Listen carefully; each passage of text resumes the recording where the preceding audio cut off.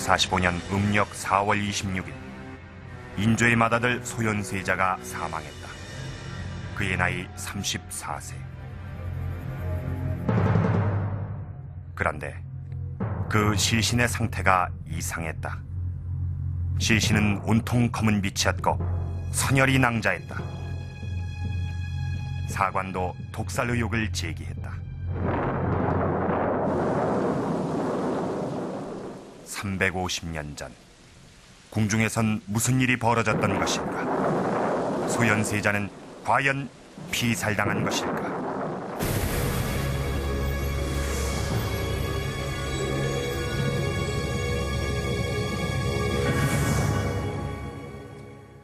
소현세자가 누군지 아마도 선뜻 떠오르지 않는 분들이 많으실 겁니다. 1636년 병자호란 때 아버지 인조와 함께 삼전도의 치욕을 겪고 청나라에 8년간 볼모로 끌려갔던 비운의 왕세자가 바로 소현세자입니다.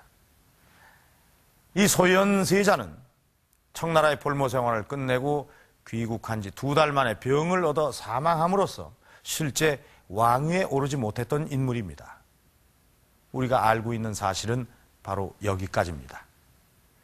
그런데 이 세자의 죽음을 두고 실록의 사관이 세자가 피살됐을지도 모른다는 그런 의문의 기록을 실록에 남깁니다. 이 실록이라고 하면 조선 왕조에서 가장 정확하고 기본적인 역사서입니다. 근거 없는 낭설이나 이 주관적인 판단이 개입될 수 없는 아주 엄정한 기록이죠. 그런데 바로 그 실록에 세자의 죽음의 의혹을 제기했다는 것은 그냥 지나칠 수 없는 아주 대단히 중요한 사건입니다. 이것이 바로 그 문제 기록입니다. 자세히 보도록 하죠. 세자는 본국에 돌아온 지 얼마 안 되어 병을 얻었고 병을 얻은 지 수일 만에 죽었는데 온 몸이 전부 검은 빛으로 변했고 이목구비의 7구멍에서는 모두 선혈이 흘러나왔다. 얼굴의 반쪽을 검은 천으로 덮어 놓았으나 곁에 있는 사람도 그 얼굴빛을 분별할 수가 없었다. 아마도 약물에 중독되어 죽은 사람과 같았다. 진원군 세완에 처 세자의 시신을 염습할 때 참여했던 왕실의 종친인데 그 사람이 그 이상한 모습을 보고 나와서 다른 사람에게 전한 내용이다. 이렇게 실록에는 목격자의 이름까지도 분명히 밝혀두고 있습니다. 이 기록에서 보면 세자의 죽음에 의문이 드는 가장 큰 이유는 바로 그 시신 상태입니다. 시신이 온통 검은 빛으로 변한 것으로 봐서 피살의 가능성이 있다는 것입니다. 자, 그럼 이런 상태가 어떨 때 나타나는 현상인지 그것부터 추적해 보도록 하겠습니다.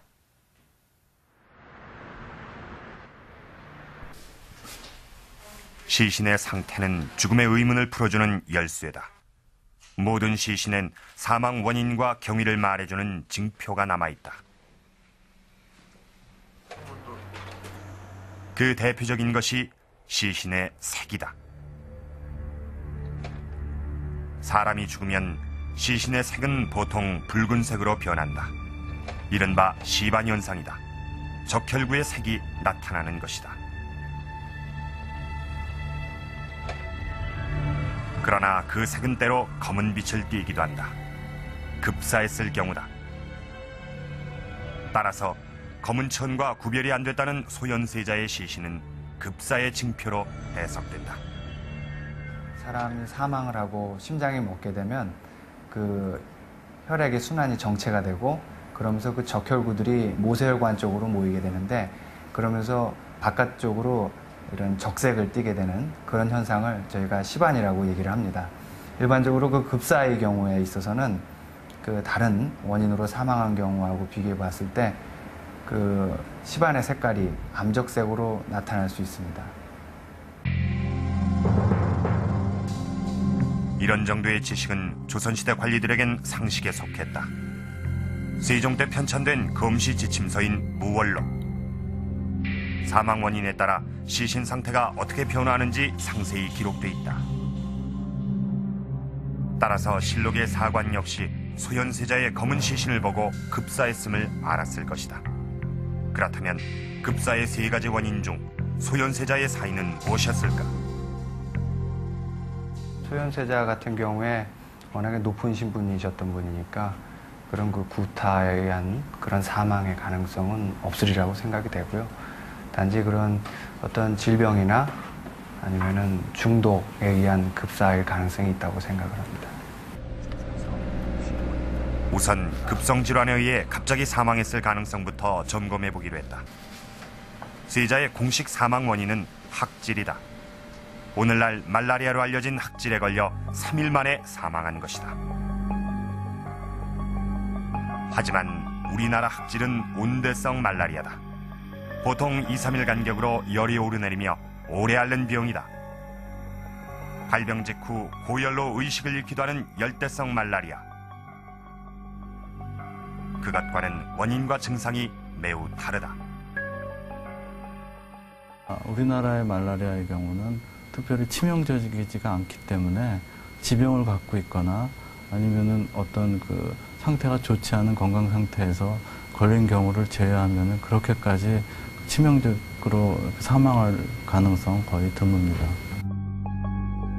조선시대엔 학질의 원인과 증상, 치료 방법까지 잘 알려져 있었다.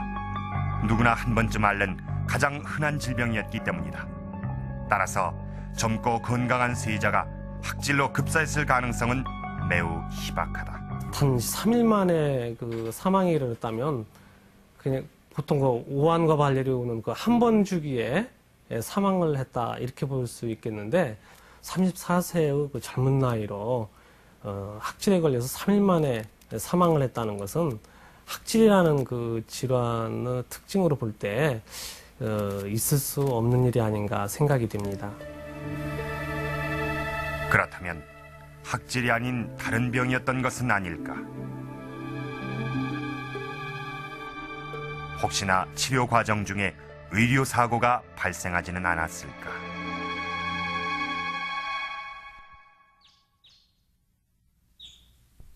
현재 소현세자가 어떤 치료를 받았는지는 정확한 기록이 전해지지 않는다. 그러나 당시 치료를 맡은 내 의원의 책을 보면 오진과 의료 사고의 가능성은 희박해진다. 당대 최고의 의수를 인정받은 내 의원 어의들이 흔한 질병이었던 학질을 오진했다고 보긴 어렵다.